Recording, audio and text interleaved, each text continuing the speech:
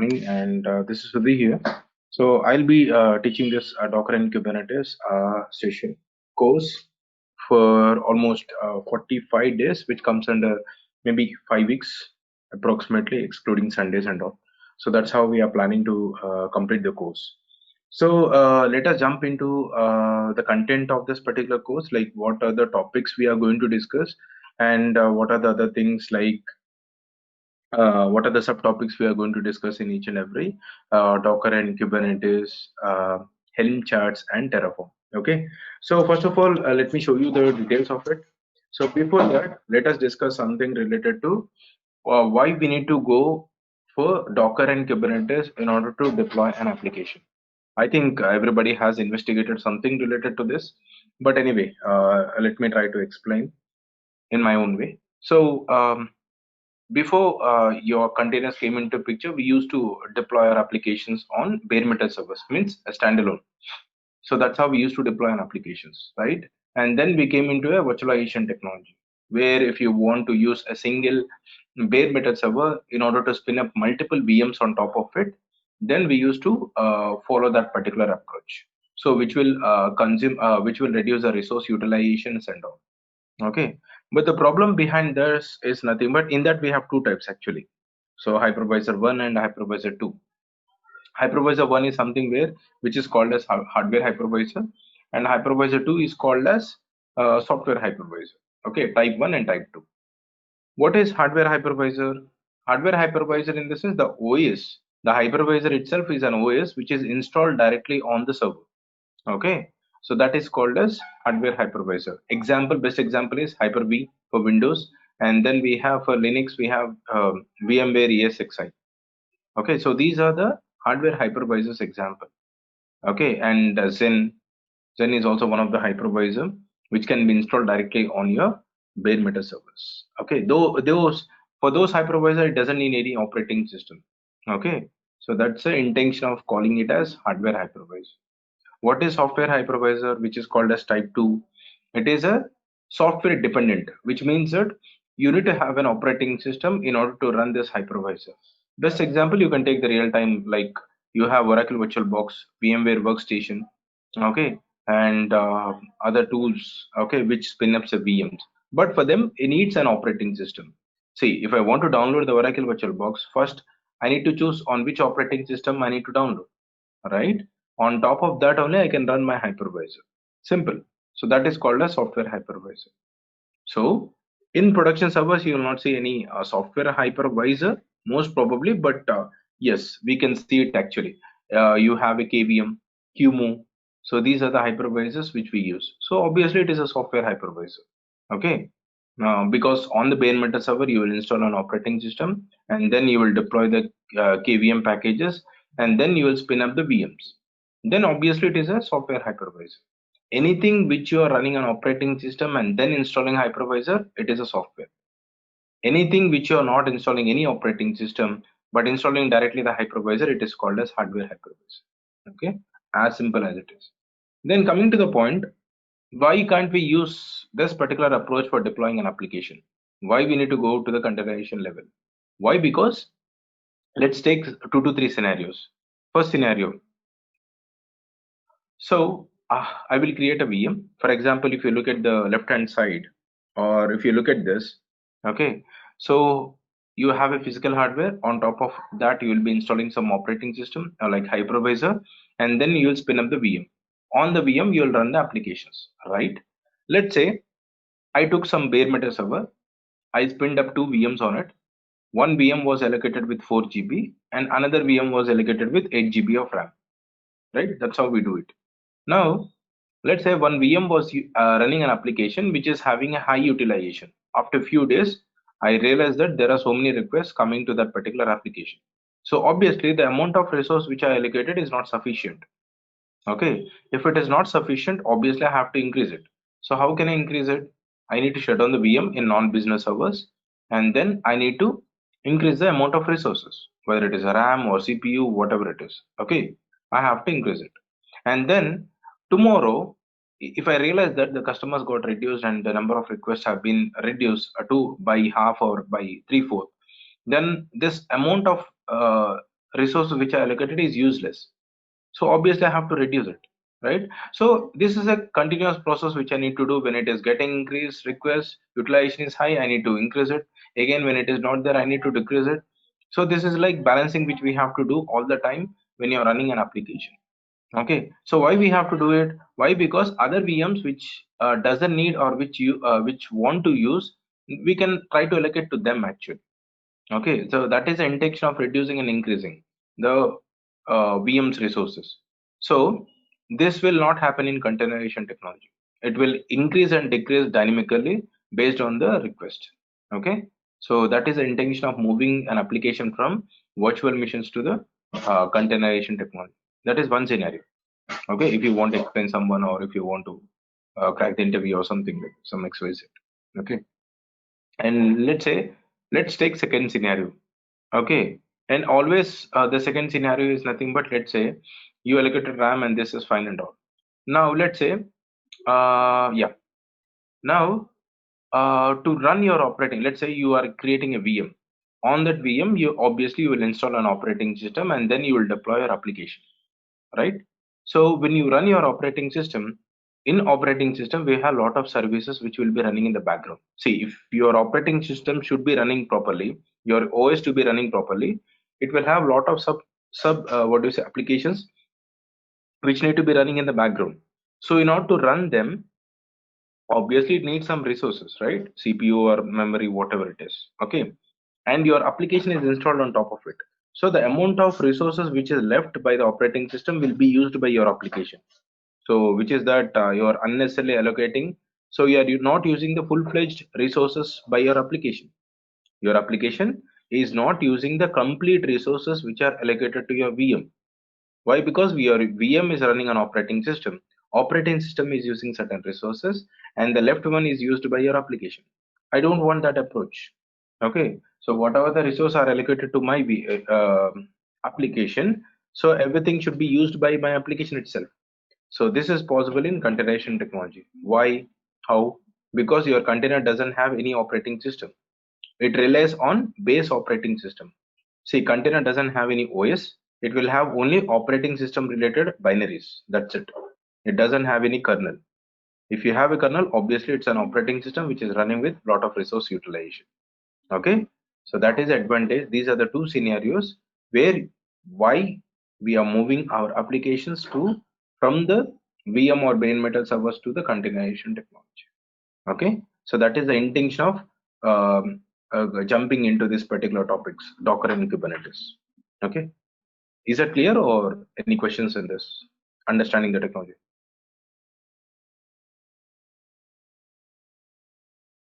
I hope no.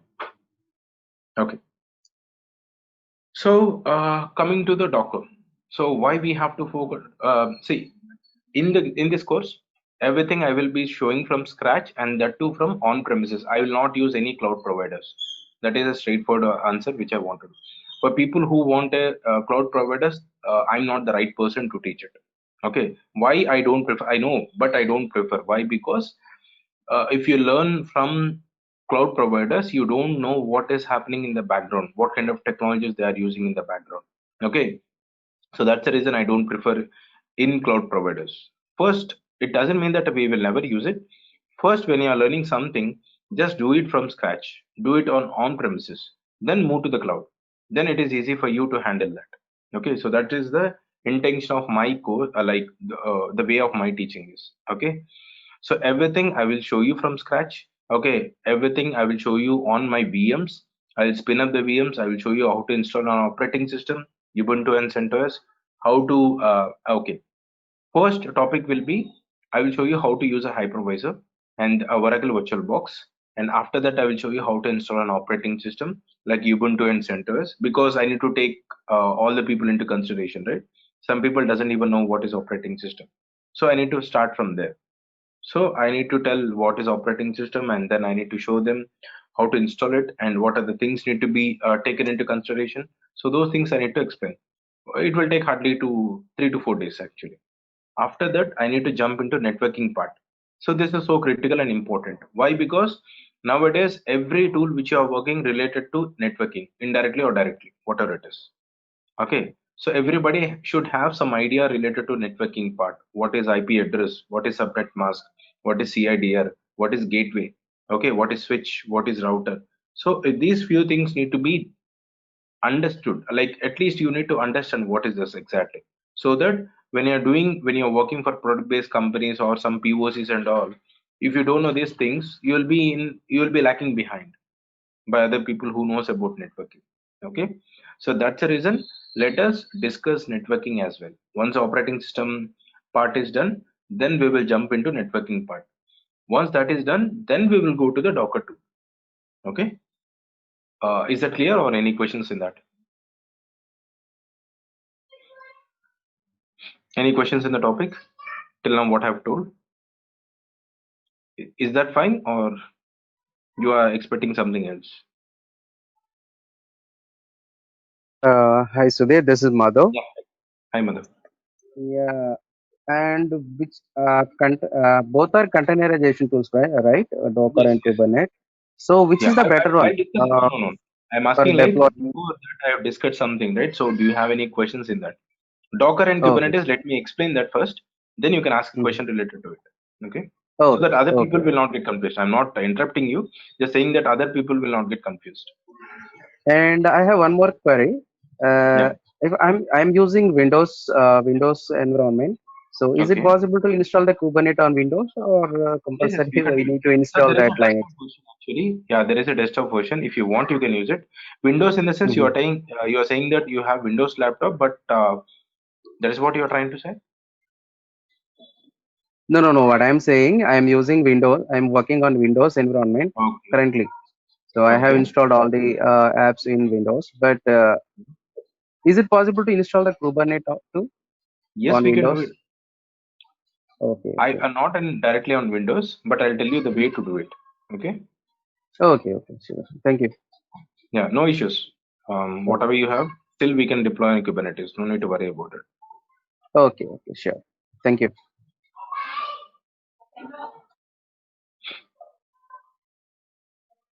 No questions, right? Yeah.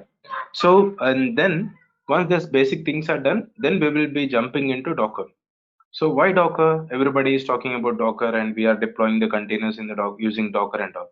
But before Docker came into picture, we have a containerization technology. If you recall, if you look at the history of the containerization technology, we have LXC, LXD. So these are the containerization technologies which are already there, existing in Linux operating system. Okay, so those doesn't become more like they are not so popular as Docker. Why? Because Docker is a platform independent. It can work on Windows, it can work on Mac, it can work on Linux operating system, any Linux operating system and all. But whereas LXC and LXD, they are only specific for Linux operating systems, and they are not so user friendly. Okay, so that's the reason those tools doesn't have not become more popular compared to Docker. Okay, and Docker also provides so many plugins in order to integrate your volumes, networking part, others registries, and also that's the reason it became more popular. Okay, so now let us see what is Docker. So Docker is one of the tool which is used to spin up the containers and install the applications in those containers. Okay, what is a container exactly? So container is a lightweight application. It's just a process. Okay, so let's say you have a bare metal. I gave you a server, and you are installing some particular applications and all. Every application will create a process ID, right? You will have a parent process ID in the server, and under that it will create a child process IDs based on your application. Similar to that, whenever you create a container, it will create a process ID. That's it. It is a lightweight. Okay, why it is called as lightweight? Because it doesn't have any operating system or other additional packages which are unnecessary for this particular application. Okay, so it will purely create a container which will have the operating system related binaries and files. Okay, and then it will have an application. So that application will use the necessary resources by talking to the base operating system. Okay, why? Because if you see, these are the containers. Let us assume these are the containers. Okay, I'm using a Docker on top of my operating system. Let's say I have a Linux operating system called Ubuntu. On that I have installed Docker, and then I created a containers with different applications. Now this container will not have any operating system. Okay, then how it will talk to the Docker hardware? So it will pass information to the Docker, and Docker will pass information to the base operating system, and then it will give the response. When these many containers are talking to the same base operating system, your data may be visible to this container, and this is data will be visible to other containers and all, right? It not actually. So Docker is using underlying technologies called namespaces, C groups, union file systems and all. Because of that technology, the data which is flowing from this container will be visible only for this container. Other containers cannot see that particular data. Okay, that is achieved through namespaces. Okay, so we have different types of namespaces. We will discuss later. We have to do 5 to 7 namespaces which we have: network namespace, process ID namespace, mount namespace, IPv, IPC. So we have so many other things. Okay, so when we come to actual course, I will try to explain what is that exactly, how it looks. Okay, and then we have C groups. Why we need a C group? Control C group, in the sense it is called as control group. Control group in the sense I told you, right? So right now this container will use how much amount of memory and CPU is needed. It will use only that much. Let's say tomorrow there are so many requests. As per the request, the resource need to be increased. So automatically it will increase dynamically. Okay, if you have enough RAM on the operating system, base operating system, obviously the container will try to use that. If I want to control it, control in the sense I want to tell this particular container saying that you should not use more than 2 GB. I can set that. I can set the maximum limit, not the minimum. I can set the maximum limit. You can control it actually. So that responsibility will be taken care by your backend technology called C groups, control groups. The name itself it is saying in that. Okay, so which is called as control groups. And then we have storage, which is called as union file system in the sense when you're writing some data to the container, what file system it will use, it all depends upon the Docker storage driver. So that also we can discuss. So Docker itself is not providing all the functionalities. Docker is using the existing technologies, it is integrating together, and then it is providing us a solution. That's how the Docker is designed. That's the reason it became more popular compared to other tools. Okay, and we have desktop versions of Docker and lot more actually. Okay, so this is the few architecture of actual operating system and the containerization technology and all. This one I will not going to explain now itself because you'll get confused. So it will be a part of course. Okay, so this is a simple diagram of your Docker. Okay, let me explain. You will have a CLI, you will have a daemon. Daemon in the sense where your actual Docker will be running. Okay, this client can be installed on the same machine. By default, it will be there, or this can be installed on a different host, means another server.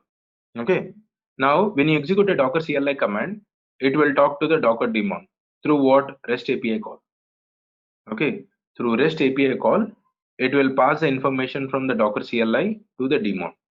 Okay, maybe network creation or container creation or image creation or data volume creation. Okay, whatever it is, first it will talk to the CLI will pass information to the daemon, and daemon will do the necessary actions based on your request. Okay, so this communication will happen through REST API call. Okay, this is so simple diagram to understand about Docker architecture. Okay, so this is another diagram which I want to just elaborate that. See, this is the client commands: Docker build, Docker pull, Docker run command. So there are so many commands actually. So when you execute a command, see, the client can be on the same machine or on a different machine. I'm repeating that. Docker client can be on the same Docker host machine or on the remote server, means another machine. So when you execute a command, it will reach to the daemon, and daemon will talk to the necessary components, and it will try to create a containers for us. Okay. First and foremost thing for Docker is nothing but you need an image. Without image, you cannot create a container. Okay. So what is an image? So image is something, a lightweight image which will have necessary packages which are needed for that particular operating system to run your application. That's it. Okay, so this generally we call it as ISO, right? If you want to install some operating system on VMs and bare metal servers, we need an ISO. In ISO, the size will be 4 GB approximately, or 120 MB or 200 MB or something like that. Nowadays, the size got reduced, right? So let us assume it is 4 GB of size, which means that it will have kernel, their packages, dependency packages, and lot more. Okay, whereas in this images, It doesn't have anything like that, kernel and all. So obviously the size of the image will be too less, 65 MB, 100 MB or 110 MB like that. Okay. So only necessary binaries and libraries which are needed for that particular OS will be available. Okay, to run your application. That's it. So that's the reason the images are lightweight. Those images you can get it from the registry. Registry is a location where you can store your images. Okay. So by default, Docker itself is providing their own registry. No need to create your own registry, but we can do it. It is a part of the course. But you can use the existing registry of a Docker who is providing it, and you can download the images and you can create a container. So this is what it will happen in the background. Okay. So that is a architecture of your Docker. Any questions till here?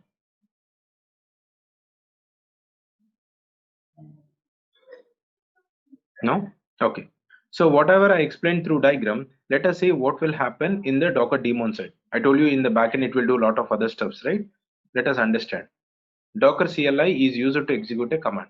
See, this is the interview question which people might ask. When you create a container, what will happen in the background? Okay, that is a question, let's say. Then how you need to answer.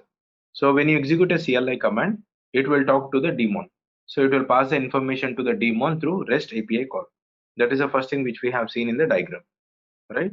Through REST API call, it will pass the information from the CLI to the Docker daemon, right? Once the information has passed to Docker daemon, what will happen in the background?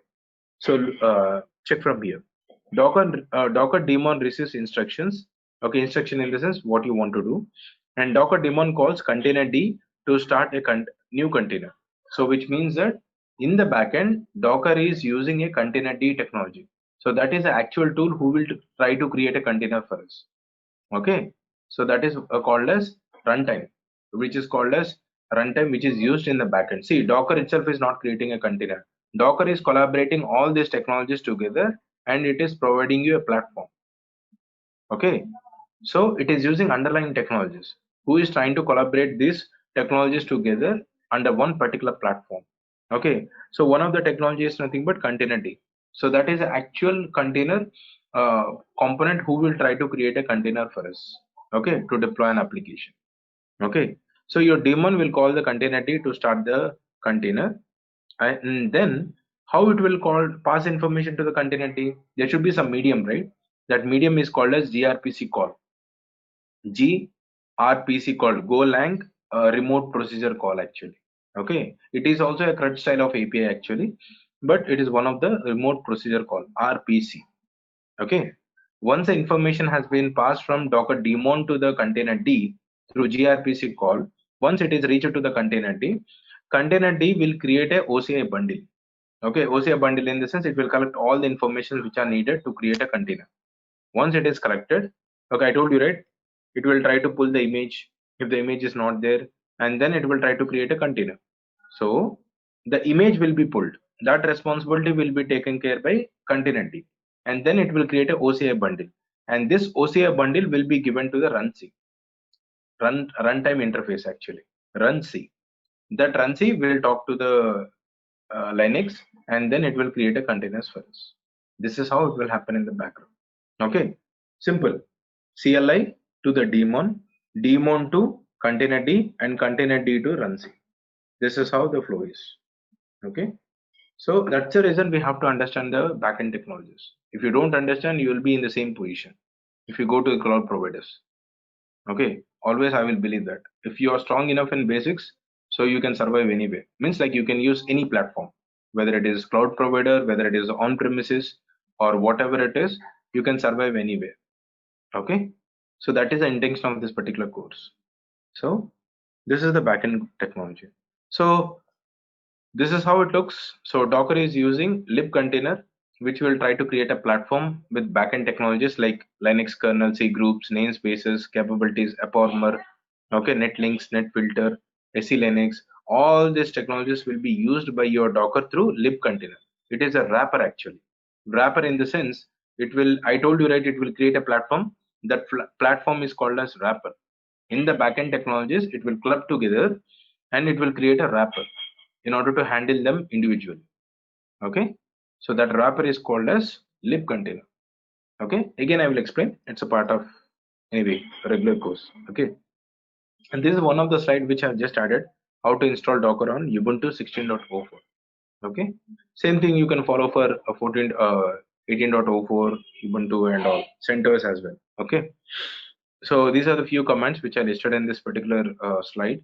Okay, this is what I will explain about what is layers, image layers, what is a container volumes, okay, networking. So once these topics are covered, then we will be installing dashboard as well.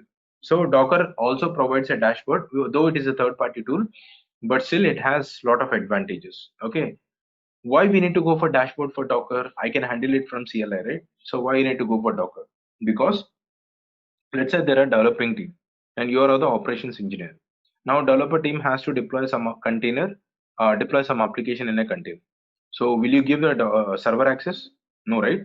So I want to restrict them. Only the administrator should have the server access. So every time I cannot create a user in the Linux and then give the access server access to them. So instead of that, you can deploy a dashboard and create a user in the dashboard and give the access to him. So what are the permissions you give?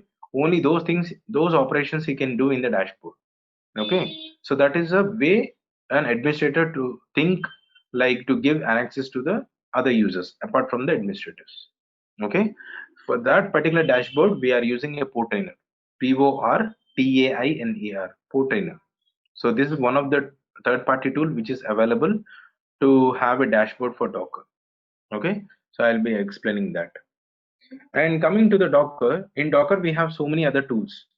Till now, what we have discussed is Docker engine, creating containers and all. It is a Docker engine tool. Okay, so the first point which you can see, Docker. There is a Docker machine, Docker Compose, and Docker Swarm. What is Docker machine?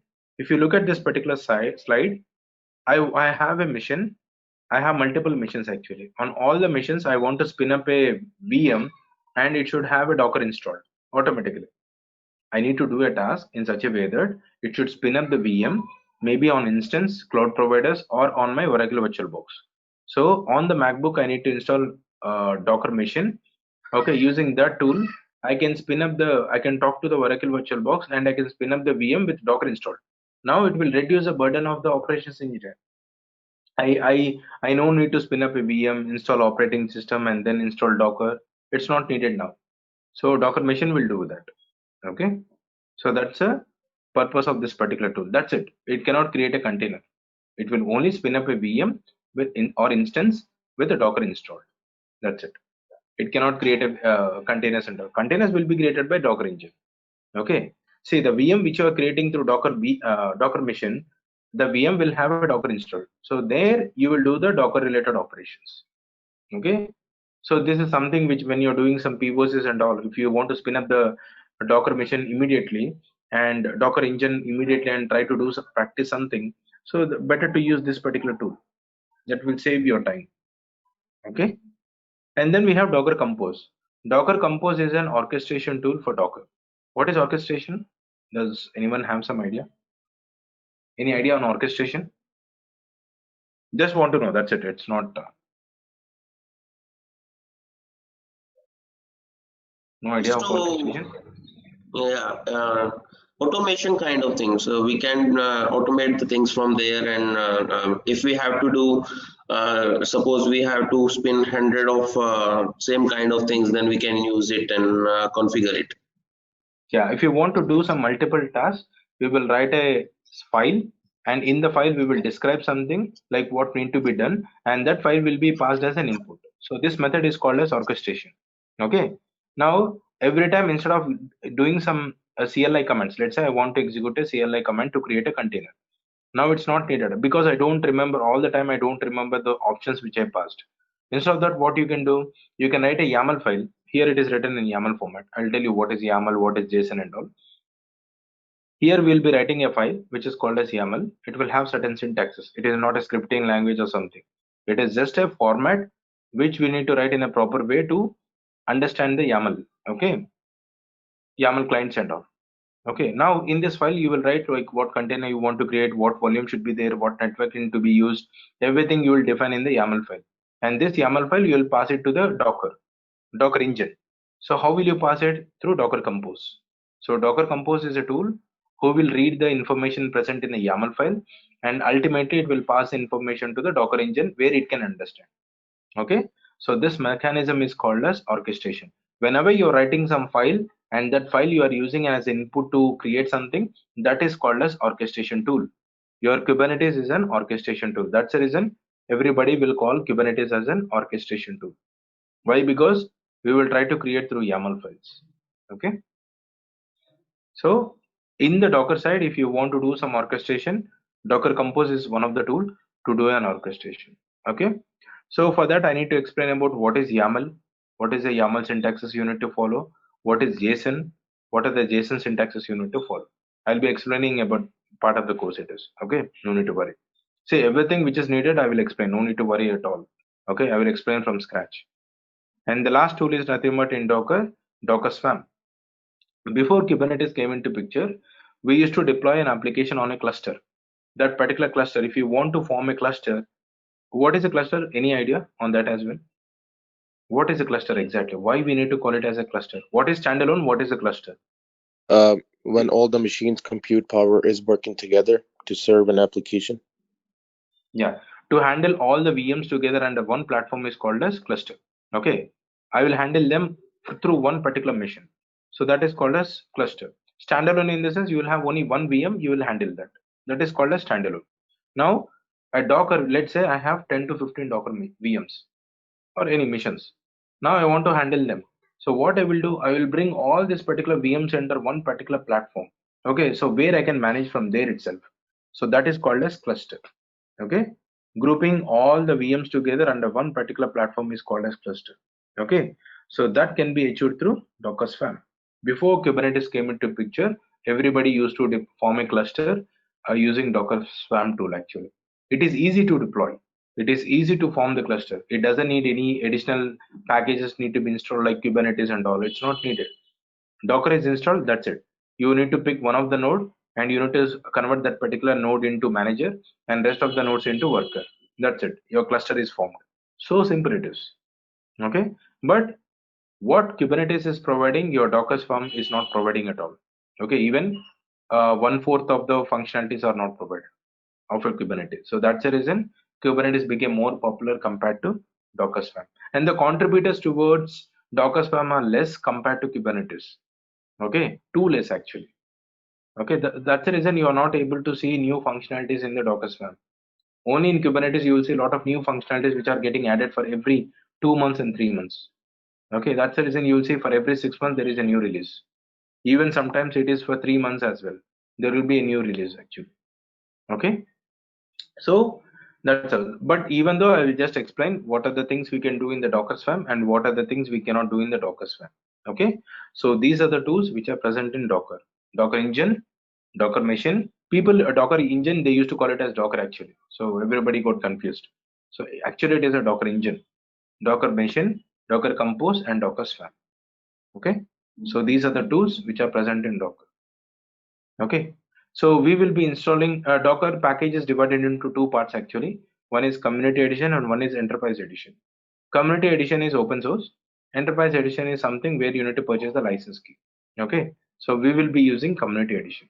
Okay, earlier before 18.03 version, there used to be a single package actually. We don't have anything like community edition and enterprise edition. After 18.03, they divided this into two packages. Docker.io is the initial package. Okay, before 18.03, docker.io is the initial package name. Now they divided that particular package name into two parts: docker-ce, docker-ee, enterprise edition, community edition. Okay, that's how it is. Dashboard, I already told you, we'll be discussing about dashboard, which is called as port trainer to handle your Docker missions. Okay, so this is a simple slide which will explain about difference between Kubernetes and Docker Swarm.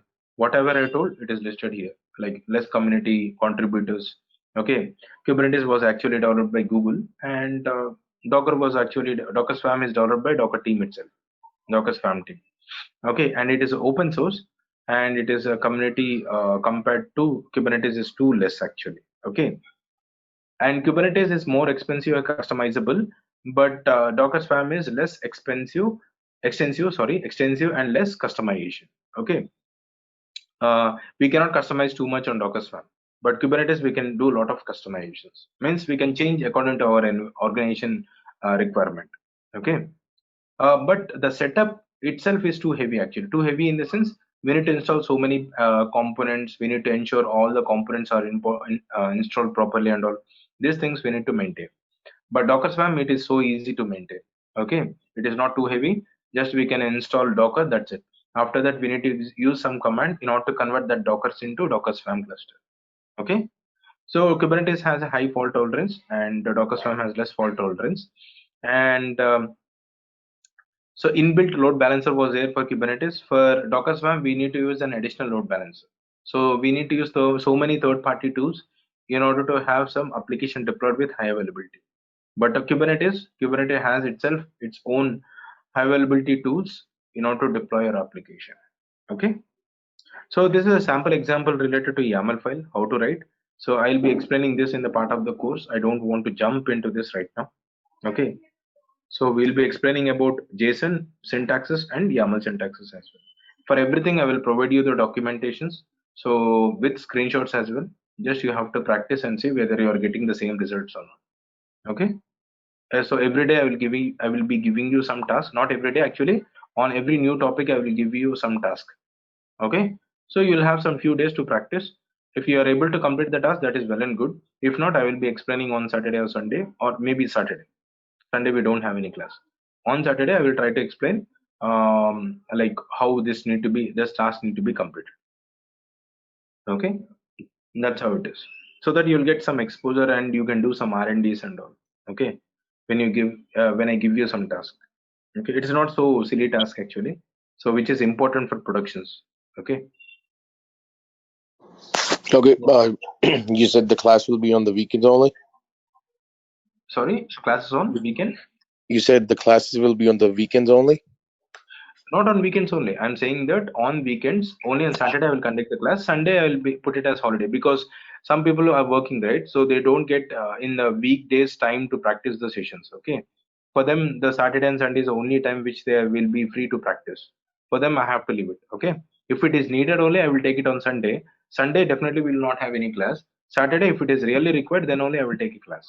Okay. Which will be for 1 hour. Okay. On daily basis. Okay, so the class will be on daily basis for 1 hour, Monday through Friday, right? Yeah, Monday to Friday, regularly. And Saturday, Sunday, Saturday is optional. Sunday we don't have any class at all. Got it. Okay. Yeah. So this is the architecture of Kubernetes. So these are the components which are there. So why Kubernetes? Kubernetes is an orchestration tool, and it provides a lot of other functionalities like inbuilt load balancer, ingress functionality where you can expose your applications to the outside world, and we have network security policies where you can restrict the communication between the pods using network. So there are so many other functionalities. So right now we cannot discuss all the functionalities and advantages, but let us try to understand the architecture of Kubernetes, how it looks, what are the components need to be installed, what are the responsibility of each and every component. Okay. Now in Kubernetes there are two nodes actually. We need to divide into two parts. Okay. On the left hand side you can see it is called as Kubernetes master. On the right hand side bottom you can see it is called as Kubernetes minions. So this can also be called as master and worker nodes, or it can also be called as control plane and compute plane. Your master node can be called as control plane, and your minions can be called as compute plane. Okay, technical terms can be anything, but the functionality is the same. Now everybody is calling that as control plane and compute plane. So let us follow the current technology. That's it. Okay. Now on the control plane means it is one of the node. Compute planes are different nodes. Okay, you can put all together in one node. It is called a standalone. If you want to really form a cluster, then control plane should be on one node and compute plane should be on other nodes. Okay, so on the control plane, what are the components we have? We have API server, we have control manager, and we have etcd, and we have kube scheduler. Okay, let's try to understand each and every component. Okay, what is API server? Whenever I execute a command from CLI or whenever I try to create something from the dashboard, the first person who will take the request is nothing but API server. He is the person, he is the which is a component which will try to take the information, whatever it is, whether you execute from CLI or whether you do from dashboard. Kubernetes also has its own dashboard. So if you try to give the information from the dashboard, API server will come into picture and he will be the first component who will take the information. Okay. Now, once the information has been taken, to whom it will convey? Okay, it should pass to someone else, right? So it will talk to etcd. Etcd is not a database storage, it is a key value page storage. Metadata information, it will store the metadata information of your entire Kubernetes cluster. How many pods are there, what is the status of the pod, what is IP address pod, everything, each and every information related to your Kubernetes cluster will be stored in etcd. How it will store this information? On the top you can see there is a kube control manager. He will provide the information. He will collect the current state of your cluster and he will pass information to the etcd. But he cannot kube control manager cannot talk to the etcd directly. It will pass information to the API server and API server will pass information to the etcd. That's how the cluster related information will be stored in etcd. Okay. So my API server, when it took the information, it will talk to etcd first, and it will say whether the resource is already existing or not. If it is not there, it will tell to the etcd that I am trying to create it. Okay. In this etcd, it's not a database storage; it is a key value page storage. Similar to etcd, we have so many other tools like Console by HashiCorp, and we have Zookeeper. So these are the some of the few examples for key value page storage tools. Among this, etcd is more popular actually, okay, and more flexible. So that's the reason everybody and every tool almost they are using etcd. Okay, it's a key value page storage, not a database storage. Okay, that is point is clear. Okay, so API server will pass information to the etcd and it will see whether this resource is already existing or not, because etcd will have the entire cluster related information, right? So it will see if it is not there, it will tell to the etcd that I'm going to create this, please store this information. So it will store. Once it is done, Kube API server will talk to Kube scheduler. There is one more component called third component called fourth component, etc scheduler. What this component will do? This component will try to decide on which compute plane this particular application to be launched. He will take the decision because you will have a lot of worker nodes, right? Means compute plane, right? In compute plane, you will have a lot of nodes. So on which node it should install? So that decision will be taken care by Kube scheduler. Okay, it will see like which node is having how much amount of CPU, memory, and all. Based on that, it will take the decision and it will try to deploy application on that particular node. Even we can control it actually, saying that I want to launch only on that node. We can do that. That are the customizations actually. But by default functionality is whatever you try to pass, Kube scheduler will try to make a decision and it will see on which node it is suitable to launch it. Okay, that decision will be taken care by scheduler. And then once a decision is made, it will pass information to the API server. API server will talk to etcd and it will store the information. And once it is done, now API server will come out of from the controller node. It will come out of controller node and it will go and talk to that particular compute node which Kube scheduler has told. Whatever the Kube scheduler has decided, Kube API server will go and it will talk to that particular worker node. Okay, and then once the information is passed to the compute plane node, then who will receive the information first? On the compute plane, you can see we have kubelet and kubeproxy on that node. Okay, so this kubelet will receive the information and the kubelet will pass the information to the backend tools. So your Kube API server cannot talk to the Docker directly because Docker is a backend tool which is used for creating the containers in the Kubernetes. Not only Docker, we can use different container runtime interface, but by default we'll be using Docker. I'll show you different ways to do it and all. No need to worry. API server will talk to the kubelet. Kubelet is the first component who will receive the information on the compute plane, and then it will pass information to the Docker, and Docker will create a container for us. That's it. So simple. What is the next component we have on the compute plane? Kubeproxy.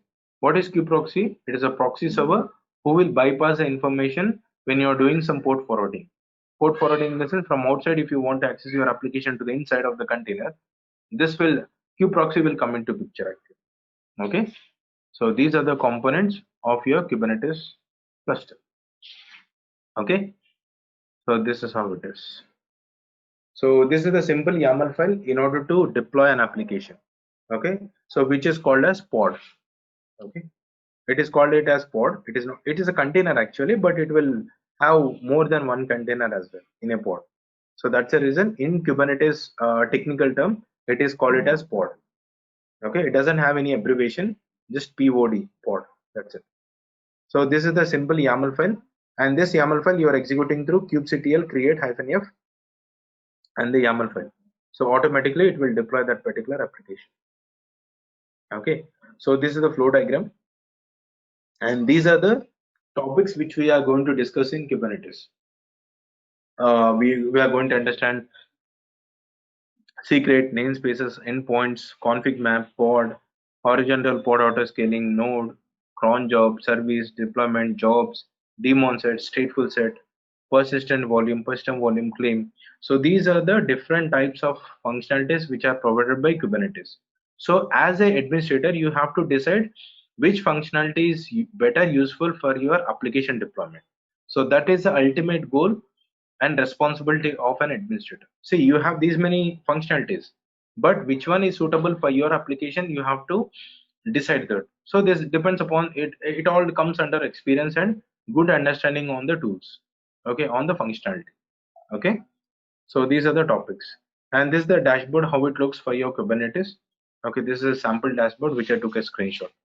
Okay, so this is how it looks. So what are the things you are managing from CLI? The same things can be managed through dashboard as well. Okay, and next one is nothing but we are going to talk about monitoring tools as well. See, when you are deploying some large applications on Kubernetes cluster, you have to monitor them, right? Monitor them in the sense if something goes wrong, you need to understand why it went wrong so that tomorrow you will not face the same issue. Okay, so that is the intention of using monitoring tools here. Okay, so for the monitoring tools we have EFK, Elasticsearch, Fluentd, Kibana, that is called as EFK, and we have Grafana dashboard, and then we have Prometheus.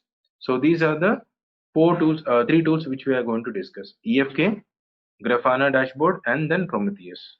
Okay, so these are the monitoring tools. I'll be deploying through Helm charts or through manually through YAML files. And the next tool is nothing but Helm charts. After monitoring tools, then we will be discussing about Helm tool. Helm charts are nothing but divide this into two parts: Helm and charts. Charts are nothing but when you write a YAML files, all the YAML files are bundled together, which is called as chart. In order to deploy this particular chart, we are using a tool called Helm. That's it. Okay, to simplify, to understand, to to know what is Helm charts, simple. Just divide it into two parts. Charts are nothing but it's a multiple YAML files which will be writing through templates. Okay, and these particular charts will be bundled together, and this bundle will be deployed into Kubernetes cluster using Helm tool. That's the reason it is called as Helm charts. Okay, so we'll be discussing about Helm charts, how to deploy, and how to deploy your applications through Helm tool as well.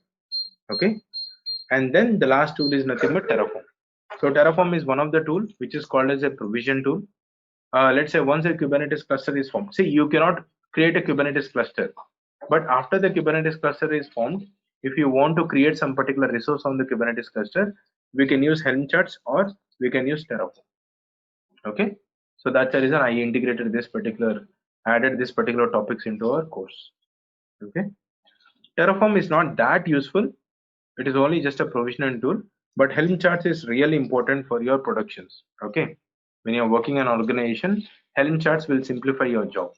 Okay, so on Sundays, I used to regularly conduct some videos, some sessions actually for all the batches. What are the batches I have? Already conducted some sessions actually. I'll share with you guys once the course has been started. When we come across that particular topic, you can go through the video. Okay, it is really useful for you actually if you're working on the real-time projects and all.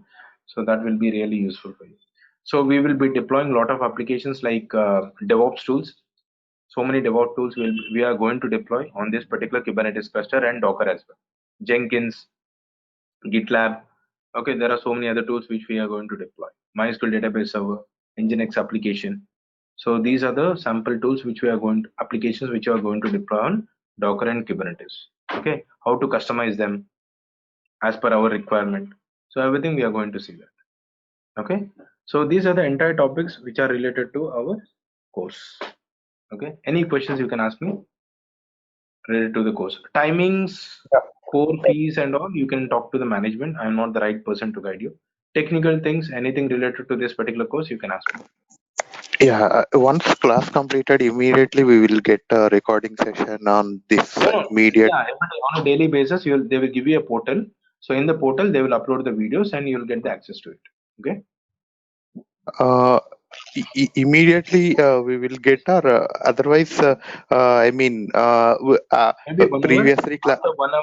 Yeah, after the training was done on a daily basis, within 1 hour, they will try to upload the videos. Hey Sudhir, Suresh here. I have a question.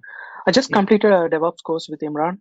Okay. Is that Kubernetes and Docker it gonna be detailed than that one, or um, how is the See, difference? you have using a DevOps tools, right? These DevOps tools you install somewhere, right? Am I right? You install some on VM or bare metal server you install. Now it's Correct. not need to do there. You can directly install on Kubernetes cluster, which will have a high availability of your DevOps tools, whether it is Jenkins or whether it is any other tool which you use. Okay. Okay. And one more question is like you said earlier, you're gonna teach in on-premise like a local environment, right?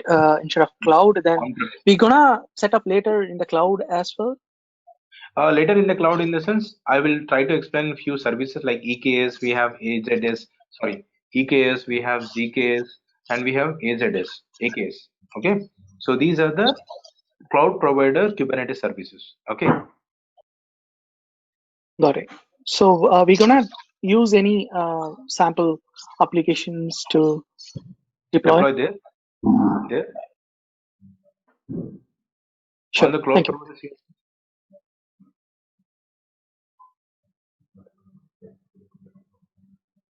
I have a question. Sorry, Yeah. I joined late. Okay. So how many times a week are we gonna be having this class?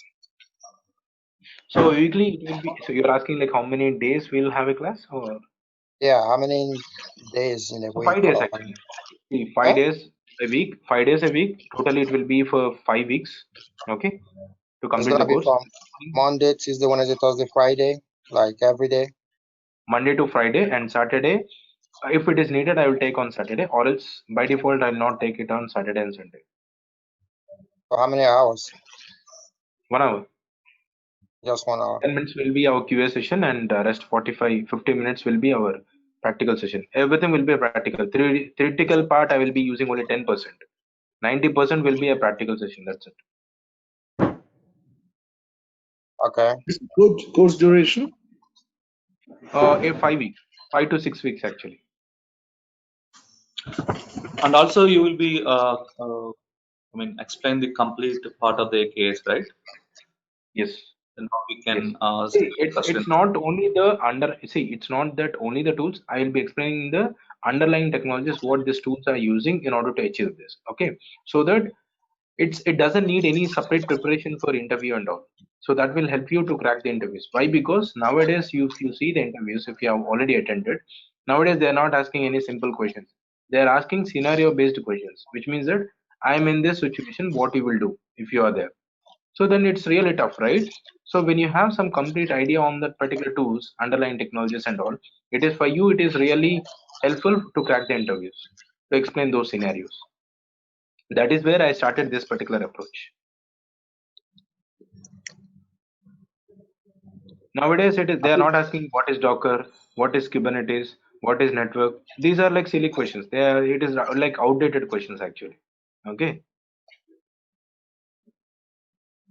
After this course, can we give CK exam? Hello. Certification? Yeah, CK exam, I have a dump. I will share with you guys actually. Okay, you can just practice the dump. Okay, and you can crack the interview. No worries.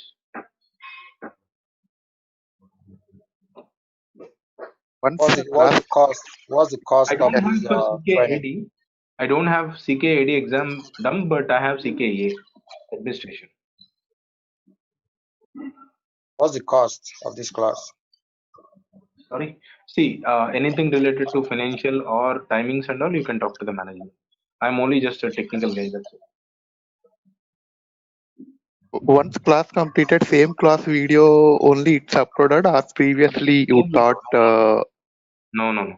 It's not that previous batch videos or something will get uploaded. Whatever we have discussed, only that videos will get uploaded, and you will have access only to that videos. Okay. So I don't understand. Like, is the manager on this call, or how do we talk to the manager? Like, I assume he's on this call, right? Is he just gonna tell us how much it is? Sorry, I didn't get you. You said we should talk to the manager about the cost of the class, right?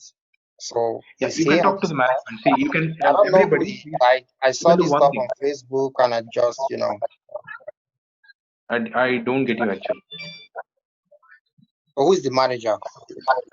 You can talk to them. See, give your email address and the contact number. They will talk to you. Please post your email address and the contact number in the chat room of this, so that they will contact you on. Okay. So during the course, so are we going to deploy any application on the Yes, of course. Dockers and Kubernetes and spin off it? Jenkins is one of the application you have to do a lot of customizations.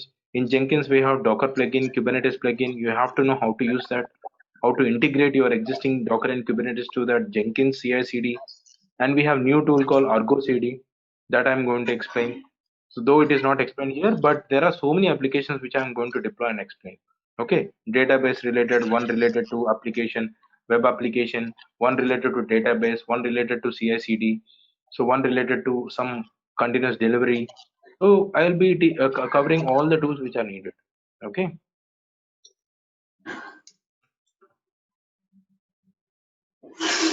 How Hi, so there, Madhav this I, side. yeah, Madhav.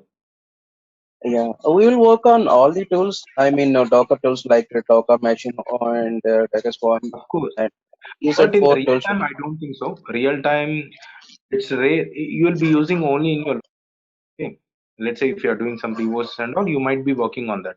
But in production servers, everybody will be using Docker, and the backend containerization tool will be maybe Docker. Nowadays, they are not even using Docker.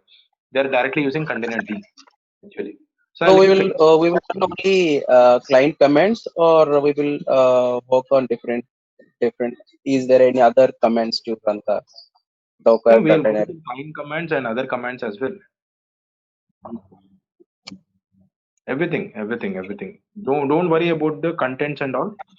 Technically, Yeah, I will and be Kubernetes only administration. This course completely administration side on Kubernetes, or is everyone for whatever it's for everyone, for operations engineer, for developers, and for QA, for three So of you them. can give, I think this course complete course, right? Admin side and side, right? Everything, everything. Oh, okay. Thank you.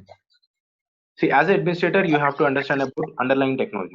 If you don't understand, you will be as an just a tester or something like that, right? For you, it is not. As a tester, you no need to understand more about underlying technology. Okay, it's an optional. But tomorrow, if you want to change your career, then you cannot search for this particular course and all, or you cannot start reading there, right? So you need to have good amount of grip on the particular. Nowadays, you see the competition and all, right? So you need to have exposure on all the things. Though it will take Okay. some time, but you have to be in that. Because I don't know what is Yeah. containerization tool and what is our responsibilities in Yes, real yes. time. I don't know. So that's why I'm asking you Yeah, from yeah. basic. Yeah. Okay. So from basics, you have to understand everything. So that would be good for your career, which will add a weightage to your resume. So the roles and responsibilities will be different on every organization. Okay. You might work on one particular task. Let's say you are working on database deployment. So your responsibility is to see how database gets deployed on that particular Kubernetes cluster. Okay. So every person will have certain responsibilities. Ultimately, you have to have a good amount of experience on that particular tool, entire tool. On which component you will work, it depends upon the organization. That's how it is. Okay. And I heard one more tool that is OpenShift. OpenShift is something on Kubernetes. They are using some additional dashboard. On top of the Kubernetes, they have created some own customized dashboard by Red Hat, and they are using their own CLI commands to execute that. But ultimately, they in the backend they are using Kubernetes. You can see the architecture actually. Okay. That is what I'm And saying. what is So the that's the pod? reason I I think told you said one they of the have word. I think experience pod, on right? Kubernetes. POD. Sorry, yeah, POD pod. Yes. I think I missed that word. Actually, what is the use of that pod? We have Pod to is create nothing the but in Docker you will call it as container, right? In Docker, you correct. will call it container. In Kubernetes, it is called it as pod, but it has more advantages. I'll tell you later, but similar to that. Okay. Okay. In pod, you will have a container. In pod, you will have a container. So that's the reason in Kubernetes we don't call it as a container. It is a pod. Oh, Ranjit, actually, Docker CLI and KTS dashboards are both different with each other or same. Docker and Kubernetes dashboards are different. Okay. So what are the Docker CLI operations are doing? You can see it in the port in a dashboard. The KTS related operations which you're doing from CLI can be seen in the Kubernetes dashboard. Okay. okay. Okay. Thank you. Thank you. Sushil, So can you give me CK certification after the course? Yes. I'll yeah, give you the I have a document. question regarding the practice. Can we install these tools on our laptop and practice it? Yeah, yeah. Or See, I have this okay, so you laptop. help me Okay. with that also to I'm us, using how this. to install these things and configure on our laptops. Let's say the people who don't have enough resources on the laptop. Okay. I will tell you how to create instances on the GCP account. It's a free of cost actually. So you can spin up the instances and you can create your Kubernetes cluster or Docker over there. Okay. Okay, Don't worry about purchasing a new laptop and practicing this course. It's not at all needed actually. You can go with your what are the possibilities we have. Okay. okay. And this course will help us to directly means update our resume and it will give a little bit experience to show in our resume. See, this course is for 5 weeks. I don't know why everyone is asking the same thing actually. This course is for 5 weeks, which I've told, and Sundays or holidays actually. Okay. So that's how it is the course. 5 weeks in the sense you can calculate the number of days. Okay. So it will be a practical sessions and it will Yes, help of us course. in the Practical. real time interview Basically, cracking. technical part I will be explaining only for 10 minutes or 5 minutes. That's it. Rest of the things I will be explaining each and everything in practical how to do it. So you just need to replicate it. When you have enough time, just replicate it and see whether you are able to do it or not and try to understand that. Okay. Okay.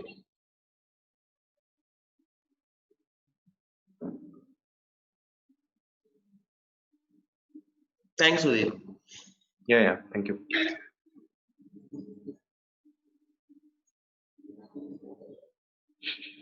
So, So if there are no questions, thank you. Thanks for joining the demo. Sunil, Okay, one last. when the course will be started and all, you can talk to the management. Technical things, I am the right person to talk about it. Anything technical related to Docker, Kubernetes, and all, I can talk about that.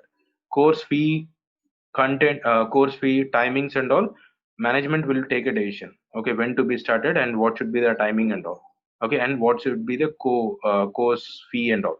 Okay, I'm not the person to take the decision. Okay, you can contact them. You can give your contact number and email address to them. They will approach to you via email or call. Okay.